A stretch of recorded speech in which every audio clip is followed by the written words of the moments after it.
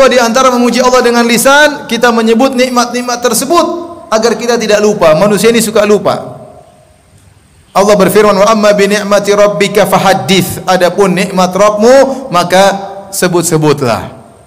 Banyak tafsiran tentang ayat ini. Namun di antaranya yaitu seorang menyebut-nyebut nikmat tersebut.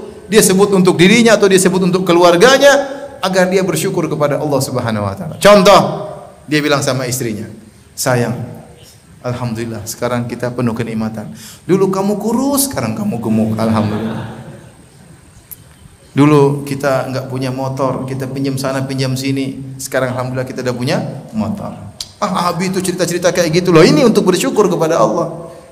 Jangan sampai kita rasa bahwasanya nikmat-nikmat kita datang ini datang dengan sendirinya. Tidak, ini Allah yang kasih. Agar kita bersyukur kepada Allah Subhanahu wa taala. Sebutkan nikmat-nikmat kepada anak kita agar anak kita tahu bersyukur kepada Allah Subhanahu wa taala. Kalau kita dapat nikmat, alhamdulillah, segera kita muji Allah Subhanahu wa taala. Hidupkan kalimat alhamdulillah di hadapan anak-anak. Alhamdulillah Abi sudah begini, alhamdulillah Abi sudah begini. Allah, kita puji Allah. Allah mudahkan Abi begini. Sebutin di hadapan istri kita, di hadapan anak-anak kita, di hadapan istri-istri kita ya. Terserah ya. Jadi ikhwan dan akhwat yang dirahmati Allah Subhanahu wa taala, jangan lupa untuk menyebut-nyebut nikmat yang Allah berikan kepada kita. Ya. Para sahabat mereka terkadang duduk, mereka menyebut tentang kondisi jahiliyah mereka. Sampai dalam hadis, setelah sholat subuh mereka duduk, mereka ngobrol tentang bagaimana mereka dulu di zaman jahiliyah. Bukan apa-apa, untuk bersyukur kepada Allah.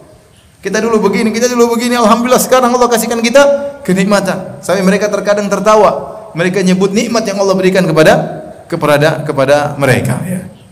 Namun para ulama mengingatkan, tatkala Anda menyebut-nyebut nikmat yang Allah berikan kepada Anda, tidak kepada semua orang. Tidak kepada semua orang. Kata Nabi sallallahu alaihi wasallam, fa inna kulladzi ni'matin mahsud. Karena setiap orang dikasih kenikmatan oleh Allah terkadang dihasati.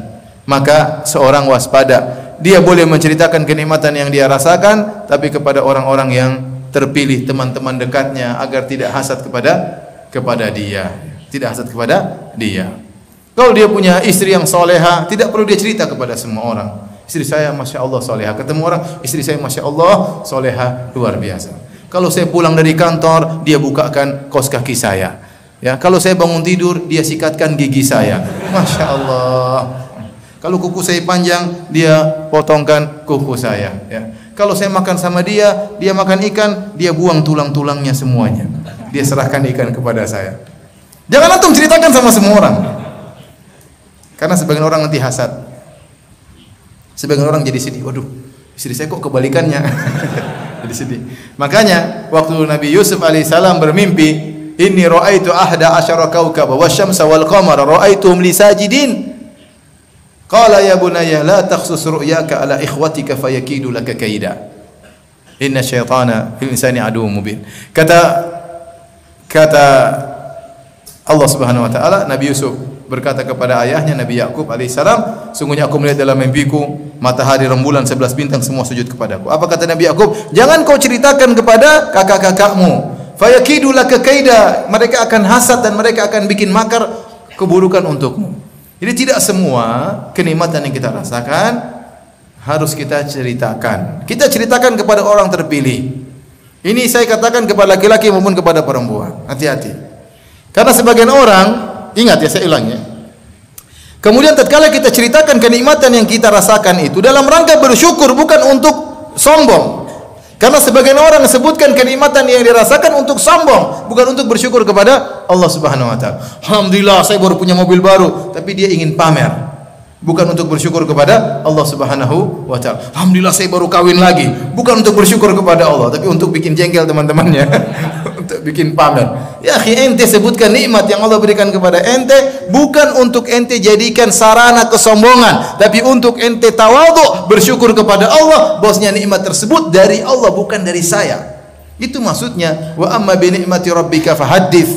Adapun nikmat Rabb maka sebut-sebutlah. Oleh karenanya tatkala menyampaikan dalam bentuk merendah diri, yang kedua tidak sembarang orang kita sampaikan.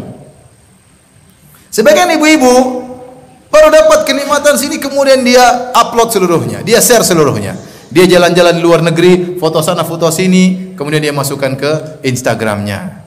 Instagramnya terbuka, semua orang bisa lihat. Akhirnya ada yang teman dekatnya lihat, ada yang tidak suka sama dia, ada yang iri, ada yang dengki. Dia gandeng suaminya, dia selfie-selfie, kemudian dia masukkan ke dalam medsos. Semua orang lihat. Dia puji-puji suaminya.